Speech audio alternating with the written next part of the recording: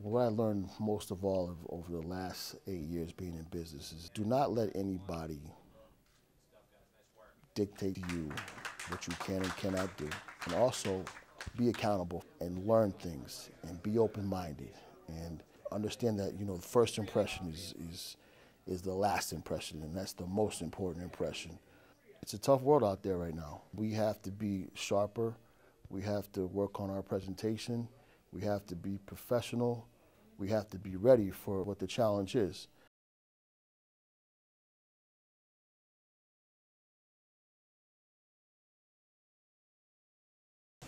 The season starts, and the first play of the game in 1999, Jim told me, or somebody hits a fly ball over my left shoulder. I run to catch the fly ball, which was 20 rows deep, probably excited, charged up, how those opening days are, and I fell in the dugout. I fell on my ankle. I strained some ligaments in my knee, and from that day forward, my athletic career changed. Things were never the same.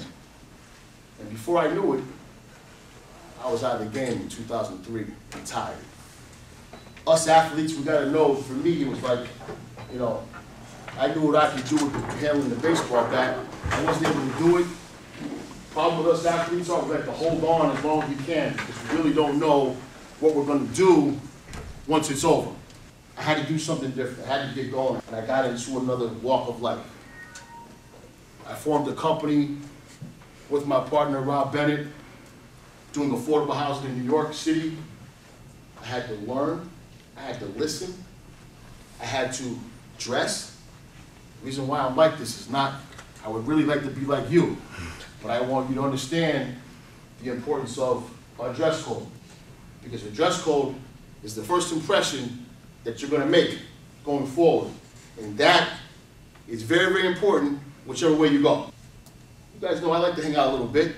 When I was, playing ball, to hang out a little bit. I don't think nothing you guys have done here I haven't done 10 times over. Bigger, a lot better than you're doing it right now. All right, just say that. But I had to learn that the business day started at 9 a.m. and not 1 p.m. And I had to learn how to become a new individual and become a business guy and answer my phone and return phone calls and return emails. And I learned to be on time. I was never on time. Now I'm early. I was never on time. Now I'm early. See, when you're in the business, they say you got to be there between 1 and 4. Well, in business, they tell you you got to be there at 9 o'clock. And it's not 9:01 or 9:10. It's like kind of like 10 of 9. You need to be there so you know you're not late. You got to take chances in life to get somewhere. I hit home runs. You know what I mean? So when you hit home runs, you're going to strike out. So I struck out 100 times, but I hit 40 over the wall. You got to take chances to get to where you want to. And you got to believe in something. You got to believe in what you're doing. You got to wake up in the morning and work at it and push it and make it happen. And sometimes it's not going to go good that day. And you got to get up the next day and you got to keep going. Everything's built off failure. Let me tell you, so my experiences that I'm talking to you about are all built off negative experiences. The good things, you really don't learn too much about the good things. It's the negative things that you build, that you build off. I think the biggest experience that I've ever had in life that ever helped me was in 1995. I was primed. I think I hit 326, had 35 home runs, 126 RBIs, I won MVP, and I went to the playoffs and I went 0 for 14. How could you do that? How did you go 0 for 14 in the playoffs after we had an MVP season?